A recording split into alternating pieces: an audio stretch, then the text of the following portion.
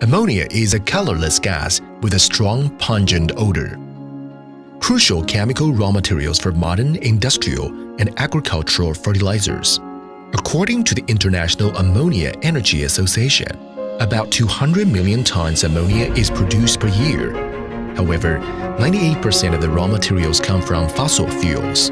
Regarded as an important big player in carbon dioxide emissions, urgent to find a clean and sustainable green ammonia production method. Green ammonia came into being. First, converting renewable energy sources such as solar and wind energy into electricity. Then electrolyze water to produce hydrogen. Meanwhile, part of the electricity is used to separate air to produce nitrogen.